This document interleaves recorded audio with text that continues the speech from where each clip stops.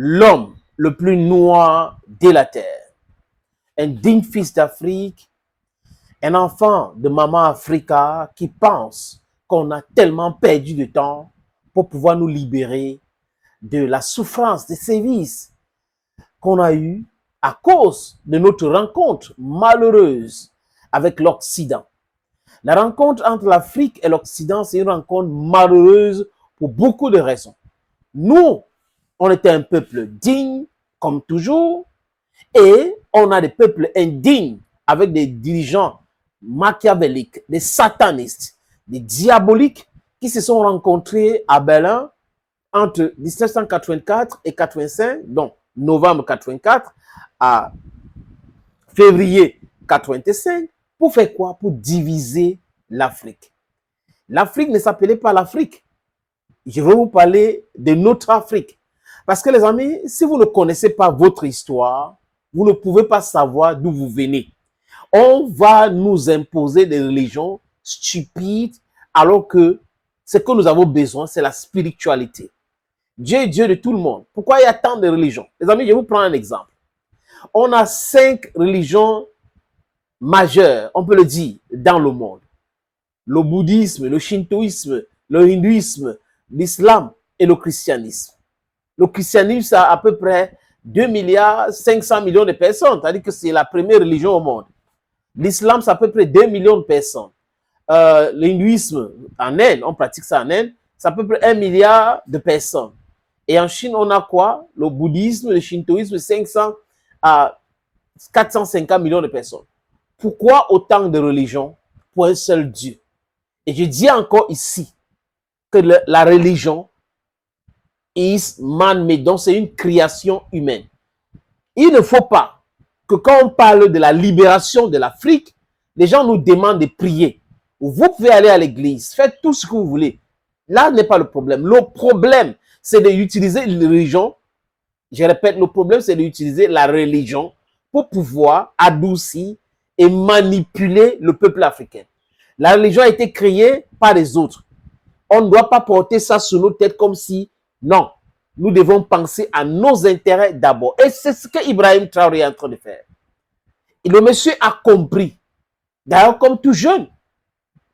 Et il avait commencé à choquer les Occidentaux lors du sommet Rocha-Africa, où il avait pris la parole et posé des questions existentielles pour la jeunesse africaine, les questions existentielles pour nos économies, les questions existentielles pour l'emploi jeunesse, les questions existentielles pour l'électrification, les questions existentielles. Pourquoi, les amis? Pour la suffisance alimentaire, l'autosuffisance alimentaire, je dis. Si on ne se pose pas de questions, on ne peut pas avancer dans notre réflexion. Et on ne peut pas avancer dans notre stratégie de vouloir libérer l'Afrique. Parce que la libération de l'Afrique aussi, c'est ça. Ça passe par le mindset. Tant qu'on aura le mindset défaitiste, oh, on est inférieur, ouais, les Blancs sont forts, on va faire comment? Le temps de Dieu. C'est ça que nous condamnons ici, les amis. C'est exactement ce que nous condamnons ici. Parce que ce genre de mindset nous aide à quoi? À rester dans la souffrance, dans la galère. Je vous avais dit ici qu'on ne peut pas parler de l'émergence comme ce que Paul Biya avait chanté là.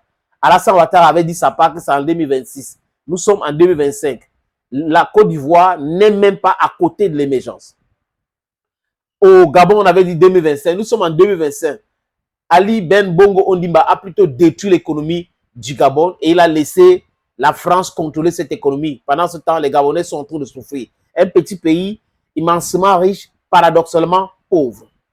On parle du Cameroun de Paul Biya, émergence en 2035. Lui, il était un peu plus prudent. Il pensait que par une baguette magique, quelque chose va se passer. Mais jusqu'à là, si Paul Biya est au pouvoir au Cameroun, jusqu'à 3034, il n'y aura pas de l'émergence dans ce pays.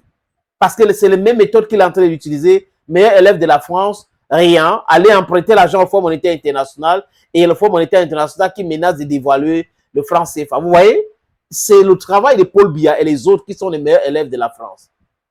Par contre, si on avait des dirigeants qui pensaient à transformer nos matières premières, parce que les amis, on ne peut pas se baser sur l'exportation des matières premières pour construire nos économies.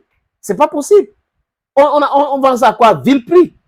Mais si nous transformons ce que nous produisons ou ce que nous avons en termes de ressources naturelles, ça aura de la plus-value.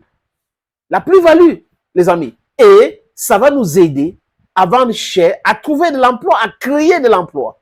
Imaginez que nous produisons l'or, le diamant, le bauxite, le fer, chez nous, et qu'on transforme en matière secondaire même, avant de les vendre. Un, ça crée de l'emploi aux populations locales. Et cet emploi fait quoi? Ça fait tourner l'économie. Et les gens ne vont pas aller mourir dans l'océan Atlantique pour pouvoir aller en Europe. Ils ne vont pas faire cela. À l'époque de Gaddafi, c'était une dictature éclairée, dont la démocratie à la libyenne. Tout allait très bien là-bas jusqu'au jour où le bandit de Nicolas Sarkozy a décidé, avec ses criminels de frères, Barack Hussein Obama et David Cameron, de bombarder la Libye. Parce qu'ils avaient déjà vu ça venir. Ils savaient que le gars était en train de préparer quelque chose de costaud.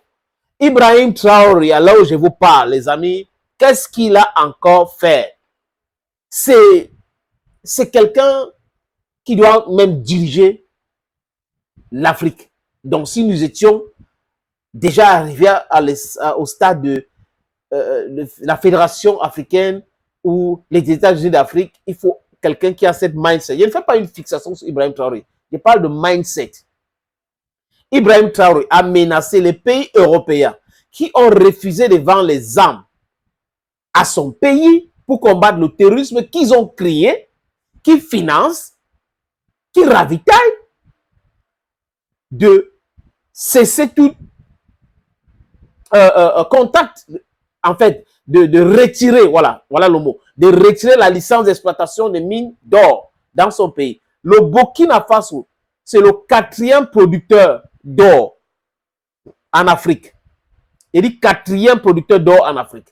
Et les classements de la Banque mondiale, les institutions de Bretton Woods, le banditisme international disait quoi? Le Burkina, c'est un pays pauvre très endetté. Le Mali, c'est un pays pauvre très endetté. Le Niger, c'est un pays pauvre. Pendant ce temps, comme avait dit Ibrahim Traoré, on est en train de demander à la France et les autres de partir, de plier bagages. Non, on ne veut pas partir. Vraiment, on ne veut pas. Vous ne voulez pas partir dans un pays pauvre.